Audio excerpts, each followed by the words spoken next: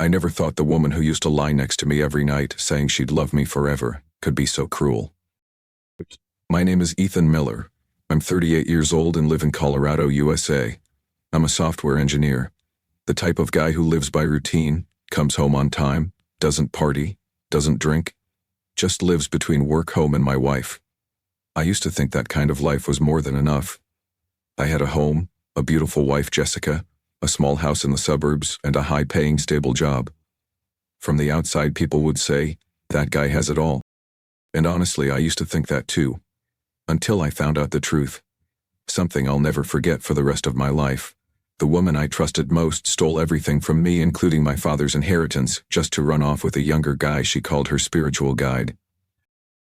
But before I tell you about that, I want you to understand more about me and why Jessica chose me. I grew up in a working-class family. My dad was a war veteran who opened a car repair shop after leaving the military. My mom passed away early, so my dad was everything to me. He always taught me to be honest, work hard, and most importantly, no one can take anything from you if you hold on to your morals and stay sharp. I took those words to heart, but I didn't truly understand them until everything fell apart. Jessica came into my life like a cool breeze on a hot summer day. She was nothing like me, full of energy, into yoga, always talking about the universe, the law of attraction, and spiritual connection. At first, I didn't get any of that, but I was drawn in by her smiling eyes and gentle presence. She made me feel like I was the most special person in the world. We got married after a year of dating. Everything was beautiful at first. Jessica worked part-time as a yoga instructor, and I made enough to cover all our expenses. We used to dream of having kids, traveling the world, living simply and happily. Things started to change late last year when my father passed away. He left me an inheritance worth about $1 million, an old house in the center of town, some money in a private account, and shares in a small company he had invested in years ago. I wasn't expecting it. I even told my dad before he passed that I didn't need the money. I just wanted him to be healthy. But he left it to me, as a way to start a new chapter. I thought I'd use the money to renovate the old house, expand a software company I had always dreamed of, and save the rest for the future. Jessica at first acted like she didn't care. She laughed and said, "Money isn't everything, honey. I just need the universe to give me peace." And I believed her. I believed she wasn't materialistic. I trusted my wife's words. I was wrong. Soon after, Jessica started talking more about spiritual retreats, like 3 to 5 day meditation trips in other states. She said she needed to connect with herself and release old energy. I thought it was just her way of coping with my dad's death. But the retreats became more frequent, and when she came home, she was cold and impatient with me. She started sleeping separately, texting late at night, and her phone was always locked. I still thought, maybe she's just stressed. I did everything I could. Took her out to eat, bought her flowers, even gave her a supplementary credit card so she could buy whatever she wanted. I didn't hold back. But I didn't realize those actions only helped her get closer to stealing everything from me. The first time Jessica said she was going to a 3-day retreat in Arizona, I didn't think much of it. She often talked about cleansing energy, freeing herself from social expectations, so it seemed in character. But within 2 months, she had gone 2 more times, each time longer than the last, from 3 days to 5, then once she said she needed a real reset and left for 7 days. She never said who she went with, just said, "This is my sacred space, Ethan. I can't share everything. It would ruin the experience." Want to seem controlling, so I just nodded. But something started to gnaw at me. First, the spending. Jessica used to be frugal, but lately I saw strange transactions. $800, 0 cents, to Healing Spirit Center. $1,200, 0 cents, to Vital Energy Retreat, and every now and then a few $100s to an unknown account. When I asked, she snapped, "Don't you trust me? That's tuition for advanced training, so I can teach better. I'm doing this for our future." Again, I stayed quiet. Again, I chose to be patient. But she kept growing more distant. We no longer watched movies together at night. She seemed to live in her own world. After dinner, she'd lock herself in a room, whisper on the phone. One time, I walked in and she jumped, quickly closing her phone. Started losing sleep. One night I got up for a drink at 2 a.m. and saw light coming from the office. I walked in and saw her in front of the computer hurriedly closing browser windows. I was just looking into a new course. Why are you being so suspicious? Or felt like a husband. I felt like a stranger in my own home. But what shocked me the most wasn't the retreats or the suspicious expenses. It was her attitude when she talked about my father's inheritance. One evening when I mentioned wanting to use the inheritance money to renovate my dad's old house, Jessica suddenly said, "Why don't you just sell that place? It doesn't have any positive energy. We should use the money for something that brings spiritual value, not cling to the past." I was stunned. That house was where I grew up, full of memories of my father, the man who taught me how to tighten my first bolt, change oil, and live with integrity. I couldn't believe she could be that cold. But what confused me even more was, how did she know the exact amount in the inheritance account when I had never shared those details with her? That same night I checked all the accounts and was shocked to discover Jessica had somehow been added as a joint account holder without my knowledge. And over the past month there had been multiple transfers out of the account completely outside of my control. Here I started to feel a chill down my spine. At that point I couldn't ignore it anymore. I called Ryan, an old friend from college who now works as a private investigator, specializing in infidelity and financial fraud. Ryan agreed and told me to act normal, not to give anything away. Jessica left on Thursday morning. Before she left, she kissed me on the cheek and said, "I'm going to meditate deeply this time. When I come back, I'll be a new person. I promise." Watched her disappear in the rented SUV, feeling completely torn inside. 3 days later, Ryan called me. His voice was low but steady. "Even, I've been following her closely. She's not at any retreat. She's staying at a private resort with a guy named Troy Sanders, a yoga instructor about 10 years younger than you. They're sharing a room, holding hands like a married couple." Ryan continued. "And there's something else you need to know. I secretly recorded one of their conversations last night." Jessica said, "She's almost done transferring all the assets into a company under Troy's name. She said, as long as Ethan doesn't suspect anything, everything will be ours soon." I sat there, frozen, like stone. My heart felt like it was being crushed. I couldn't believe what I was hearing. The woman I loved, who once cried beside me when my father died, was now using his death to steal the inheritance he left me. But there's one thing they didn't know. Well, I had already started preparing, and I wasn't going to let them take a single cent.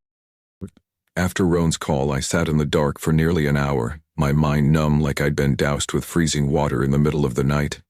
Jessica's words from the recording echoed painfully in my head. "As long as Ethan doesn't suspect anything, everything will be ours soon. Baby, I've almost finished signing the paperwork. Ethan doesn't know anything about legal stuff." I felt like a fool. Years of living right, giving everything to my wife, and in the end, I was just a fat target in her and her young lover's perfect plan. But Jessica made one big mistake. I'm not stupid, and I'm not weak. Started gathering all the documents related to the inheritance, from bank accounts and real estate to the company shares my father left me. Fortunately, many items had not yet been fully transferred due to ongoing legal procedures. That night, I messaged my father's personal lawyer, Mr. Walter Grant, an old man, strict but incredibly sharp. I gave him a brief summary of the situation, and he replied with just one sentence. "Come to my office tomorrow morning. We'll get started." The next morning, 8 a.m. Showed up at the lawyer's office with copies of the financial documents and the audio recording Ryan had provided. He rested both hands on the desk, looked at me through his metal-rimmed glasses, and said slowly, "Good thing you acted quickly. If we'd waited a few more weeks, we might have lost nearly everything." He then guided me to immediately transfer all the assets into a limited liability company under the names of myself and my brother Lucas, someone I completely trust. Legally, the entire estate would no longer be under my personal name, and any future transfers from the current accounts would require signatures from both of us. Also asked Walter to send notices to the bank and the land registry office to freeze all suspicious transactions for 30 days. Everything had to be manually reviewed before being processed. In the meantime, I quietly installed small cameras in the house, not to spy but to legally gather evidence in case Jessica came back and continued playing the role of the naive wife I knew she wouldn't admit anything right away. Someone like Jessica always calculates, always manipulates. 3 days later, she came back. Pretended like I knew nothing, still smiled lightly, still asked, "Feeling better?" She played her part perfectly. Wonderful. I feel like a different person. Then she wrapped her arms around me and kissed me on the cheek. At that moment, I had to hold back the fury boiling inside me. That evening, Jessica sat down next to me. "Honey, I have a fantastic business idea. I want to open my own retreat center, where people can reconnect with themselves. We just need a starting capital of about $200,000. I asked again, trying to hide the tremble in my voice. "You want to take it from my inheritance?" Jessica nodded, eyes lighting up. "Upla, I think it's the perfect investment. We're sitting on a gold mine, and it would be a waste not to use it." At that moment, I just nodded and smiled. "Let's meet with the lawyer tomorrow and talk about how to transfer the funds." Her face froze for a split second, but she quickly returned to normal. The next day, Walter's law office. Jessica and I walked into the meeting room together. Walter had already prepared all the documents. Jessica kept her fake smile, still playing the role of the supportive wife. Walter pulled out a folder, then calmly said, "Jessica, before we discuss the investment, we need to verify some information regarding recent fund transfers. There have been a few irregularities, and by law we need clear consent from both parties." Jessica flinched slightly but still nodded. "Of course, no problem." Then Walter played a recording. Jessica's voice rang out clearly in the quiet room.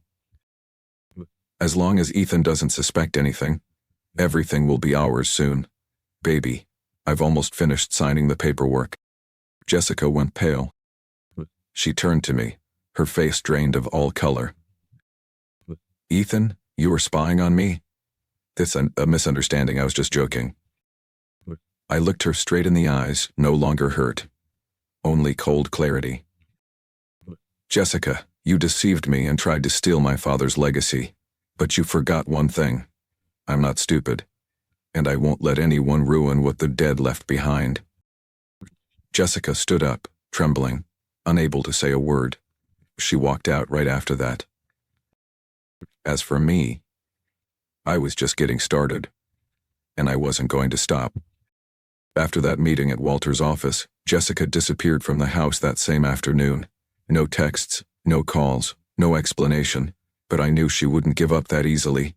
Someone like Jessica, when she can't get what she wants, will either fight to the bitter end or run with whatever she can grab. And I was right.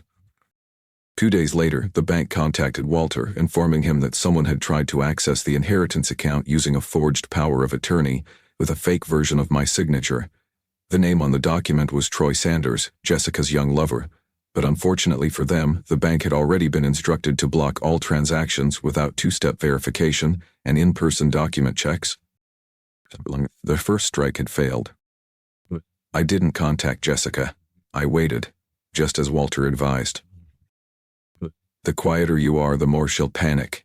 That's when the truth starts to strangle the liar. On the 4th day after the confrontation, I received an email from Jessica's lawyer.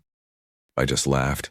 She still thought she could spin the situation with sweet words, with the emotional manipulation I once loved, and now could only feel disgusted by.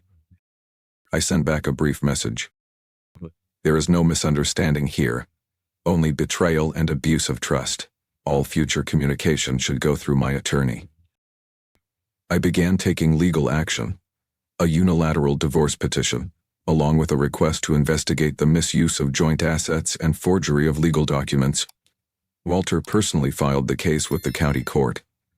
Within less than a week, the case was accepted and I officially filed a lawsuit against Jessica, with 2 main allegations: intent to appropriate personal property not considered marital assets, conspiracy to forge legal documents in order to transfer assets to a third party.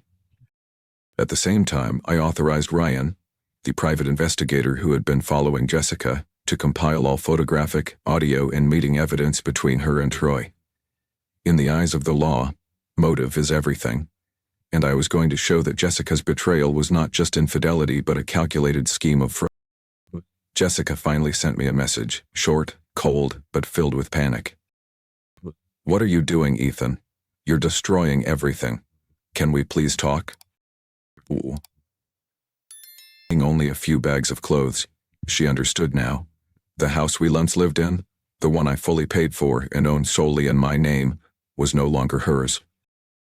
I knew Troy was still with Jessica. Ryan had taken photos of them together at a cheap motel outside the suburbs. They weren't staying in luxury resorts anymore. Jessica's money had run out, and Troy, maybe he had started to realize that the spiritual entrepreneur he once fantasized about had nothing left to offer. Jessica sat across from me in the first hearing. No more white silk dresses or the aura of the enlightened one. She wore a wrinkled black blazer, no makeup, with dark circles under her eyes. Troy wasn't there. I assumed he had vanished. Walter stood up and laid out each piece of evidence clearly. The voice recording, the bank records, the unauthorized access attempts, and even the intimate photos of Jessica and Troy at the resort. The opposing attorney tried to argue that Jessica was emotionally unstable without intent to defraud. But the judge simply tapped the gavel lightly and said, "She knew very well. What I see here is a coordinated scheme, and this is not just a marital issue." The hearing was postponed to prepare for the asset division phase, but for now the court agreed to issue an injunction preventing Jessica from accessing the inheritance assets and granted me independent control over financial matters until a final ruling. That night I returned to the empty house, but for the first time in months I could breathe a full breath. I no longer had to live in suspicion, no longer had to pretend to trust someone who had stabbed me in the back. I had lost a wife, true, but I had saved my father's legacy, and more importantly, I had saved myself from a nightmare disguised as love. After the first hearing, everything started to shift, clearly. Jessica lost control of the assets, was banned from accessing the inheritance account, and most importantly, the court officially confirmed her involvement in financial deception. But I knew the game wasn't over. Jessica might have fallen, but there was still Troy. The lover, the manipulator, and key accomplice in the scheme to deceive me. I wanted him to pay. I hired Ryan, the private investigator, to dig deeper into Troy. Within a few days I had a thick file on him. No surprise, Troy had no stable job, lived off women's money, had been involved in 2 civil lawsuits for financial fraud in other states, but there hadn't been enough evidence for criminal prosecution. One detail made me sit up straight. Troy had once worked at a small law firm but was fired for copying client signatures without permission. That was the exact tactic he used to forge the power of attorney for my assets. Ryan said, "He's not just a freeloader. He's a professional gold digger and con artist." We decided to move to the next step, filing a criminal complaint against Troy with 2 charges. Forging legal documents with the intent to seize assets. Colluding with a legally married individual to exploit personal property. Or the evidence to Walter and let him work with the local prosecutors. An official investigation was opened.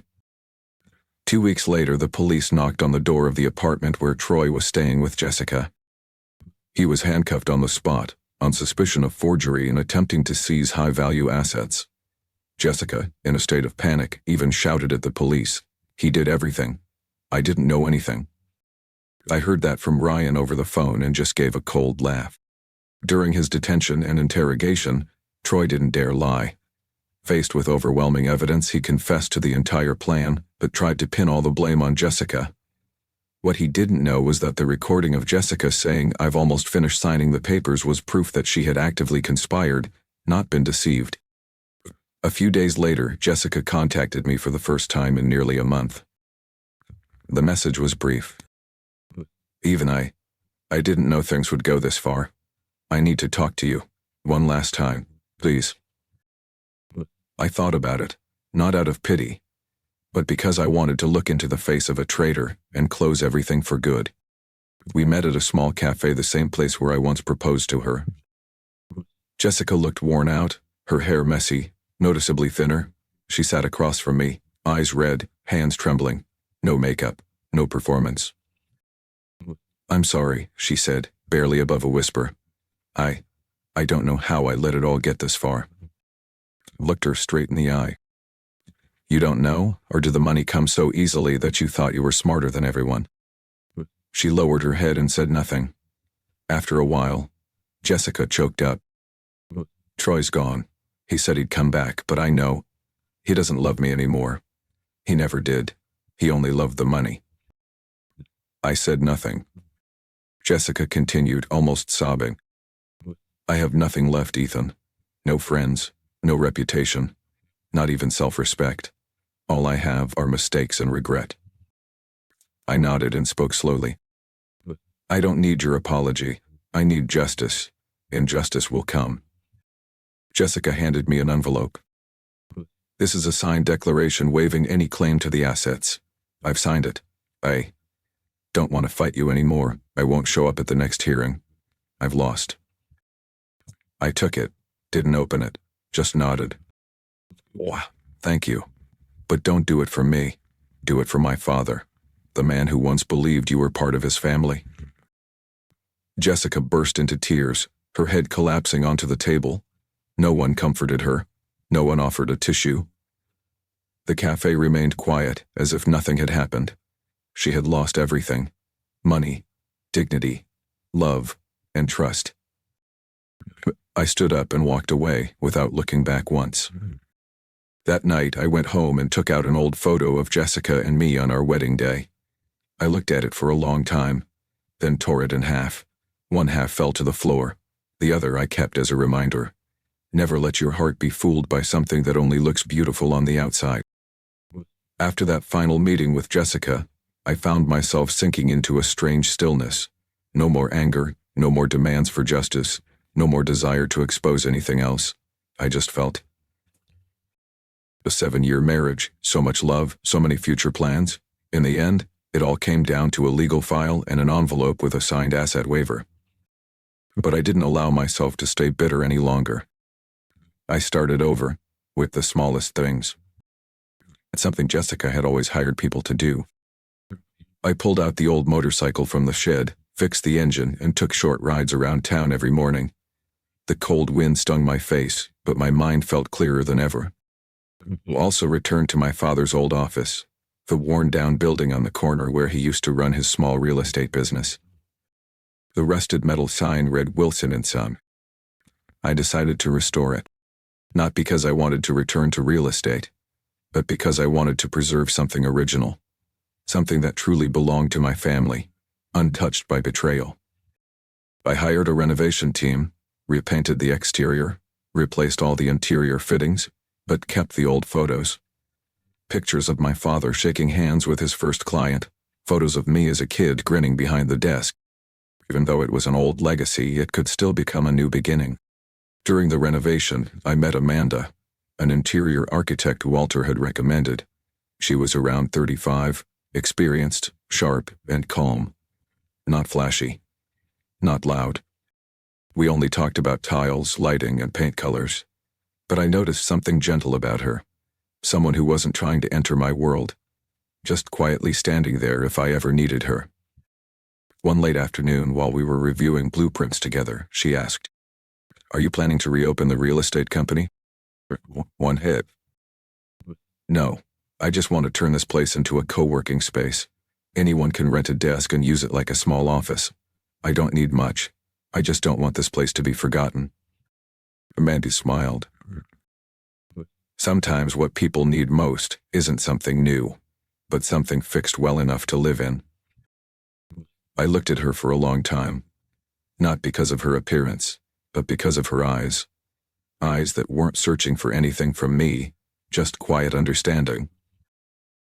After 3 months, the Wilson & Son office was completed. I gave the co-working space a new name, the Foundry, a place where I hoped everyone who came could reshape themselves just as I was doing. At first, only a few people rented desks by the hour. A young startup founder, a woman teaching writing online, and an old man working part-time as a financial advisor. But gradually it got livelier. We had free coffee and soft jazz music every Friday evening. I began to feel something coming back to life. Connection, something I had lost long ago in my cold marriage with Jessica. One day, I received a letter from the court. The final hearing for the divorce. No disputes, no arguments.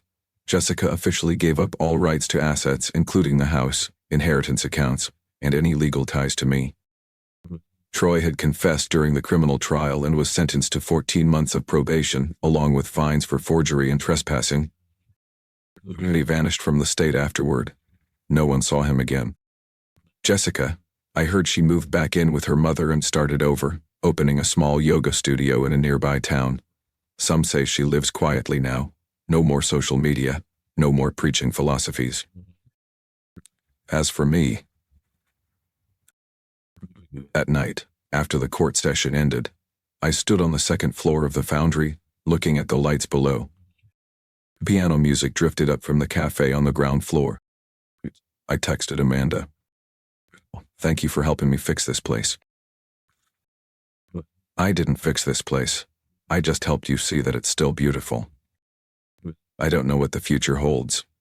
I'm in no rush to fall in love, no rush to trust anyone. Buddha, darkness, one step at a time, slow, painful, but real. And that is the greatest victory of my life. A year after everything that happened, I sat in the cafe on the ground floor of the foundry, sipping my usual espresso, looking through the glass at strangers quietly coming and going. No one knew I owned the place. They didn't need to. And I liked it that way, living as just a regular part of life. Nothing more, nothing less. Some mornings I rode my bike around town, stopping at the old park where my father used to read the paper. Some late afternoons I visited his grave, telling him that I was doing okay, that the son he once taught to stand tall when everything falls apart finally managed to do it. My story, from love, betrayal, to reclaiming justice now, feels like an old book I've read too many times. No more bitterness, no more pain, just pages already turned. Jessica never contacted me again after our last meeting. No messages, no additional apologies. Maybe she understood that we had reached the end of that relationship, and silence was the only form of respect left. Troy also disappeared from the map of my life. I don't need to know what he's doing or where he is. People like him, who live their whole lives on lies, eventually get taught a lesson by life itself. As for me, I chose to live more kindly. Offering free use of the foundry for struggling entrepreneurs, no fees for the first 3 months. Some of them had gone through divorces, lost their direction, and found this place as somewhere to sit down and start writing their life again. A single mother learned how to sell products online. A young Mexican man came to learn personal finance management. One day I happened to run into Amanda again when she came back to check on the rear roof. We sat on the rooftop, watching the sunset stretch across the red-tiled roofs. She asked me, "Have you—" I paused for a moment, then shook my head. No, because if I hadn't gone through all of that, I wouldn't know how strong I really am. I wouldn't know who truly stood by me, and who didn't. She smiled. I looked at her, honestly. I'm not sure I've forgiven, but I don't hold on to the anger anymore, and that is enough to start again. The days that followed weren't dramatic, and there were no tragedies, just life, slow but real, and gentler than any period I had ever lived through. I learned how to cook. The first dish was the potato soup my mother once taught me. I reread old books, listened again to jazz records I had long forgotten in the back of the closet. I wrote, not to publish, just to keep what had passed. Sometimes, a few people renting office space asked if I could tell the story of my life. I just smiled. Handsome. Maybe. But later. Right now, I'm living the best part. And you know what? The best part isn't about revenge. It isn't about making someone regret. The best part is when you make it through the storm and stand there, soaked but with your head held high and your heart still intact. I used to think victory was when the one who betrayed you cried and begged for forgiveness. But no. True victory is when you no longer need that apology. Autumn day, I was walking beneath rows of yellowing trees, my father's old wool scarf still wrapped around my neck. I looked up at the sky and whispered, "Dad, I've kept what's worth keeping, and let go of what needed to go." A breeze passed by, the smell of coffee lingering in the air. I turned back toward the foundry, where the warm yellow lights were waiting for me to return. Life may have once pushed me to the edge. Yeah, but I was the one who climbed back up. Step by step, breath by breath, drop by drop of sweat. And now, I'm not just surviving, truly living. This man's story is proof that even after betrayal, deceit, and loss, people can still rise and start over. He didn't choose revenge through hatred but through success and inner peace. Real strength doesn't come from making others regret, it comes from healing yourself and living a better life. In real life, any of us can hit rock bottom, but the most important thing is, don't stay there. Keep moving, even if it's just one small step each day. What do you think about the characters' decisions and journey in this story? Share your thoughts below. And don't forget to follow the channel so you don't miss out on more heartfelt, real-life stories and meaningful lessons about family in the next videos.